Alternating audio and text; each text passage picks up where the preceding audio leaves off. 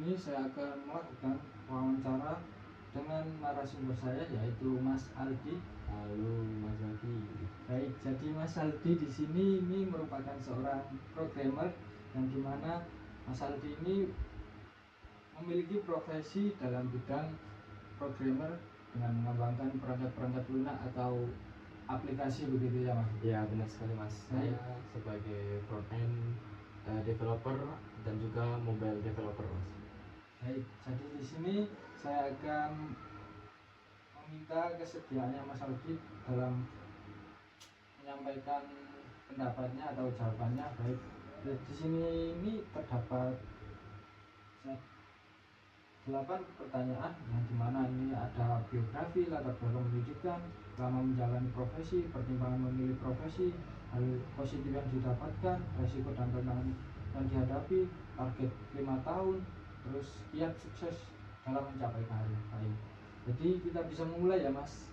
Baik, langsung saja. Yang pertama tentang biografi Mas Aldi, mungkin bisa diceritakan biografinya begitu. Oke, ini saya cerita dari SMA ya Mas ya? Iya. Dari SMA itu saya mengambil, bukan SMA atau SMK sih, saya MAN. Kalau boleh tahu teman-teman itu MAN, Madrasah Aliyah. Saya mengambil jurusan bahasa, walaupun nggak ada hubungannya sama sekali ya sama programmer, tapi ya dulu saya dari bahasa, dari MAN bahasa. Kemudian saat ini saya sedang menempuh studi kuliah, juga pendidikan saya sebagai mahasiswa S1 Teknologi Pendidikan di Universitas Negeri Malang. Saya semester 5.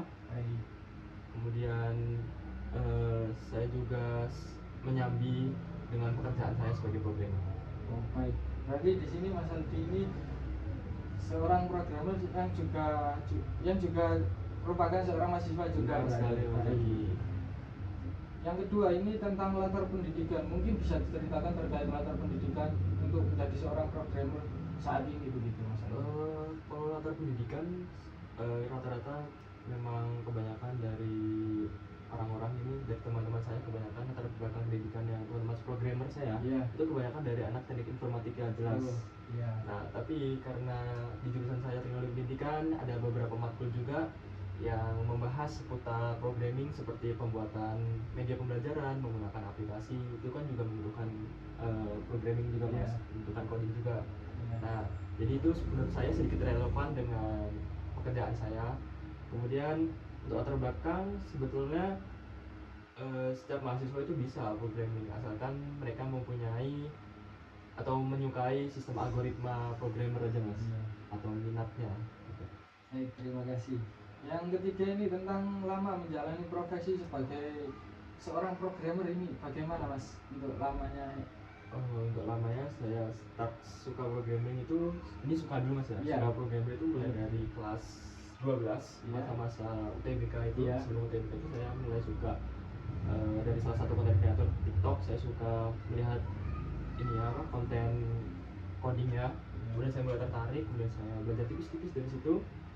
Kemudian pada saat saya masuk teknologi pendidikan itu ternyata di semester 1 juga ada belajar coding gitu Mas. Jadi saya berusaha ngembangin melalui yang pertama dari matkul tersebut, yang kedua saya belajar dari grup. Saya juga pernah ikut pelatihan. Di situ setelah ikut pelatihan saya coba bergabung koneksi di LinkedIn semua orang-orang programmer juga. Kemudian saya belajar dari orang-orang tersebut gitu Mas. Untuk lamanya sekitar kurang lebih 1,5 tahun. Baik, berarti sudah cukup lama berarti Mas? Alhamdulillah sudah cukup lama. Baik, untuk yang pertanyaan yang keempat, mungkin terkait pertimbangan mengapa sih kok Mas Aldi memilih sebagai seorang programmer begitu. Mungkin ada hal lain sehingga mendorong Mas Aldi memilih programmer ini begitu. Karena saya suka banget dari dulu. Pertama nih ya, ini mungkin ada hubungan atau tidak, tapi saya dari kelas dari SMP itu saya suka banget otak-atik software HP atau apapun itu, atau HP perangkat lunak. Kayak misal contoh simple, dulu ada zamannya kayak aplikasi mod gitu Mas. Nah, saya mungkin dari SD itu saya sudah mencari aplikasi kayak gitu, kayak menjelajahi aplikasi-aplikasi yang tidak normal bagi HP biasa. Habis itu ke SMA saya juga sempat belajar tipis-tipis tentang Figma atau desain UI UX. Kemudian ketertarikan saya sebagai programmer itu yang pertama kayaknya asik, pusing itu asik gitu mas. Terus yang kedua itu ada juga programmer itu kayaknya pekerjaannya menjanjikan mas di saat era digital seperti saat ini. Jadi buat saya ini adalah kompetensi yang harus kita punya atau minimal basic gitu mas di zaman ini. Baik, terima kasih mas. Untuk pertanyaan selanjutnya ya terkait hal positif yang didapatkan dalam menjalani profesi sebagai profesi seorang programmer, mungkin yang tadi mas Aldi ceritakan, mungkin ini bisa mendapatkan apa pendapatnya yang menjanjikan begitu mungkin. Ya yang pertama pasti jelas ya ketika kita sudah mengambil profesi tersebut. Kalau untuk urusan gaji ya kita bisa mengambil klien dari luar negeri mungkin, dan itu pasti kalau untuk urusan biaya atau pendapatan pasti di atas rata-rata ya mas ya. Nah kemudian untuk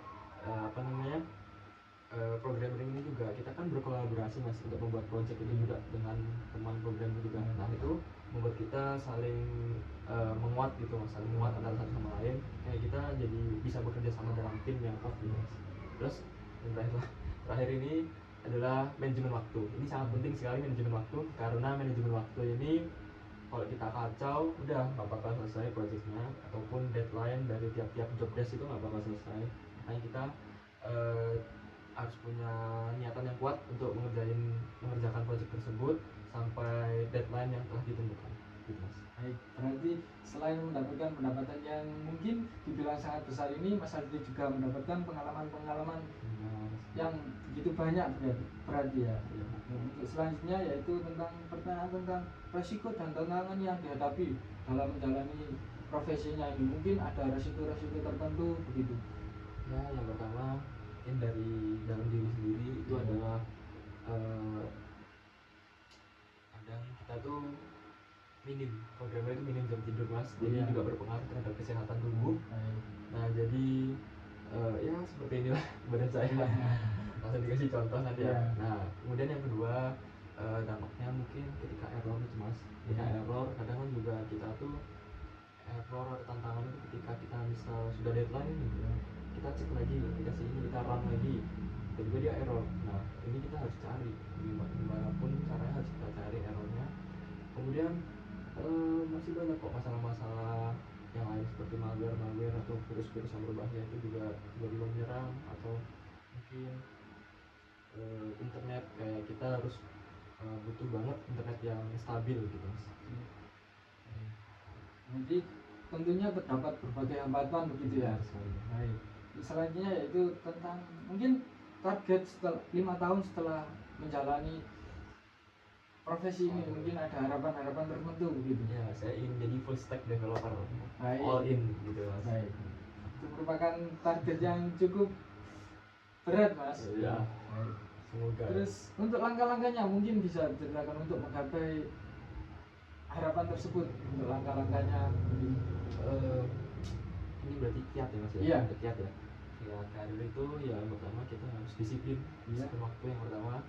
Kemudian kita harus bekerja sama banget dalam tim, kita harus benar-benar selesai tepat waktu, kemudian menghargai satu sama lain. Jadi antara biasanya nih kalau ada membuat user interface sama user experience ini biasanya kayak bertengkar gitu mas, karena UI terlalu bagus tapi UX-nya agak susah gitu. Nah kita harus kolaborasi yang baik dengan teman kita, komunikasi kita juga harus jalin komunikasi yang baik dengan tim.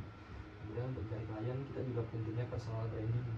Nah melalui LinkedIn ataupun Instagram yang membuktikan bahwa kita tuh kompeten di bidang tersebut gitu mas. Baik, terima kasih Mas Aldi atas jawabannya. Mungkin itu saja yang bisa saya tanyakan. Terima kasih atas waktunya begitu. Saya ucapkan selamat malam begitu ya. Mas. Baik.